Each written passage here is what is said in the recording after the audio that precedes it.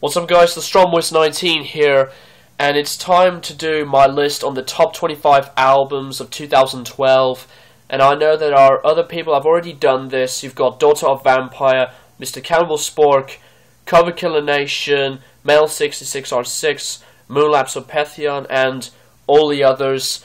So this is going to be part 1. There will be the second part of this list, so this was from 25 to 11 right now. So yeah, without any further ado, let's just get on with it. Number 25 is One Way Mirror, Destructive by Nature. This was an album that I ended up really liking. They've really pretty much gone into a heavier style of music in their own industrial metal type of sound. Their first album was absolutely amazing all around. So I still really like the album, but I still prefer their debut album for the most part. So it's still pretty much a really good, enjoyable album for you to check out. Number 24, we have Demon Hunter, True Defiance. Now, Daughter of Vampire requested me to check out this album, and I ended up really liking it a whole lot. Their earlier stuff, I've been told, was a lot more heavier. I will be checking those albums out, by the way, in the future when it comes to do more album reviewing for me. So, yeah, I really enjoyed the album a lot. I liked the performances on the vocals and the instrumentation, and the whole musicianship all around is just absolutely perfect from beginning to end. So it's still a brilliant album. Number 23 is Marilyn Manson with Born Villain. Born Villain was an album that I didn't expect to be, you know, awesome at all, but I ended up really liking it surprisingly. It has its moments of some cool pieces of industrial and some shock rock and some other genres involved. You know, Marilyn Manson has been really recognizable throughout his whole career in the pretty much in the shock rock experience or something like that. So Born Villain for me was pretty much a really good, decent album for me to check out. Number 22 is The Industrialist by Fear Factory. I always loved Fear Factory from every part of my heart because, you know, they've been one of these first metal bands that I remember really liking a lot. The Industrialist is just like every other album that they had done. It's just absolutely fantastic industrial metal all the way around from beginning to end.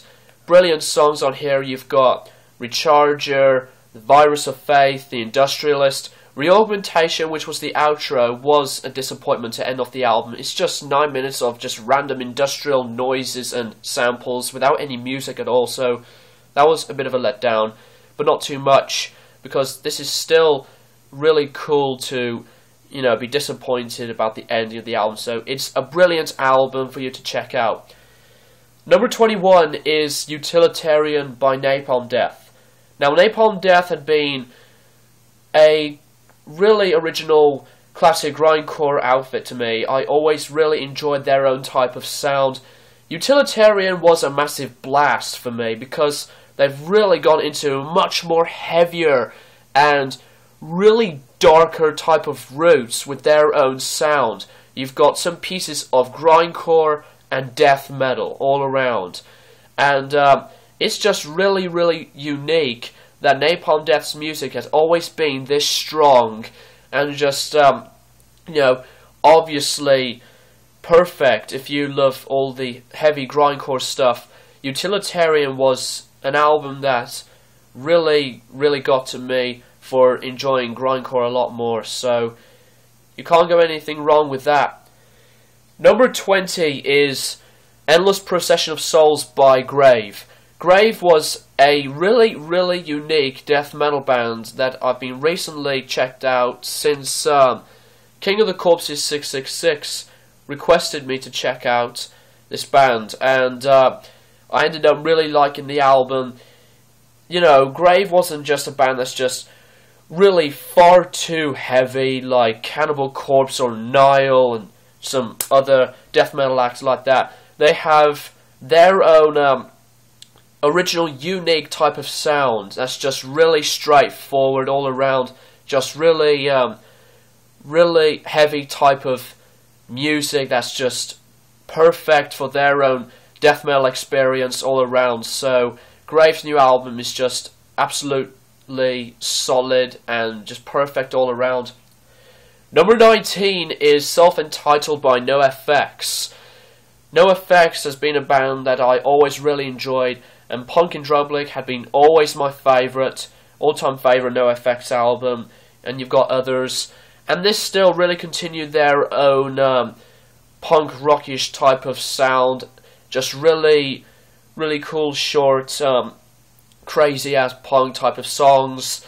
And you know, I just don't really know what to say much about this album, but you know, it's just like every other NoFX album that they had created, so they did a really good job. Number 18, we've got Hell in a Handbasket by Meatloaf. Meatloaf really hit it off with this one, and Hell in a Handbasket really got me surprised. It's just absolutely beautiful music. A lot of additional musicians to create their own type of rock with some, you know, a bit of experimentational pieces all around, like other instruments. And Meatloaf's vocals on this album are still really strong and unique, and I always loved Bat Out of Hell. That's such a complete masterpiece. So yeah, it's just Meatloaf with a lot of these different additional musicians all around. So it's just a really good album. Number 17 is The General Strike by Anti-Flag.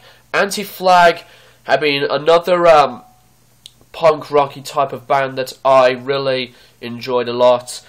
And this has to be, you know, like one of the shortest punk albums I've ever heard. This album's just 29 minutes of it. But it's still a really good album. They still really make music, you know, just straightforward, and their lyrics are just basically based on a lot of things, you know, about politics and, you know, I think a bit of communism or something like that. But they're still a really good band for, you know, any punk rock type of fanatic out there.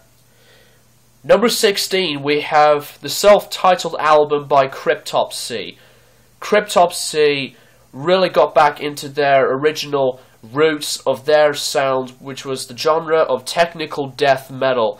The Unspoken King was just a terrible piece of crap, but this album really hit it off with that one. It's absolutely brilliant from start to finish. You know, the new vocalist, I forgot what his name is now, but his vocals are much more stronger in this album. The music was just intense, aggressive as hell. It's fast-paced, brilliant music with the fast guitar riffs, and flow strumming is still beastly all around. So I loved Cryptopsy's new album, and I will just say that Non-Servile will always be the best Cryptopsy album. You know, enough said. Number 15 is Awaken by As I Lay Dying. As I Lay Dying was a band that I find pretty unique, and Awaken was an album, you know, that sounded just pretty much a little bit different than than their previous works that they had done throughout their career, but it's still amazing. You know, they still have their own sound of metalcore in general, and it's still really strong with the heavy, brutal vocals and the amazing kick-ass music that's just metal all around. So there's nothing really wrong with Awaken. It's just that As I Lay Dying is just a really solid, unique metal band. And now we move on to number 14. We have the self-titled album from Off. Off is just an amazing hardcore punk band that I really enjoy a lot. I love this band, and you know, they just had to make songs are just really short, like less than a minute or a minute and a half or something like that. Their new album's just less than 20 minutes, but it's just fun. It's fun, short, crazy, and it's just really in your face hardcore punk all around. So I really enjoyed this album a lot. It's just perfect. Number 13, we have Resolution by Lamb of God. Now, Lamb of God have been another really cool metal band that I really enjoyed a lot, and I always really liked this album, just like their predecessors. You've got Sacrament and Wrath and Ashes of the Wake and As the Palaces Burn.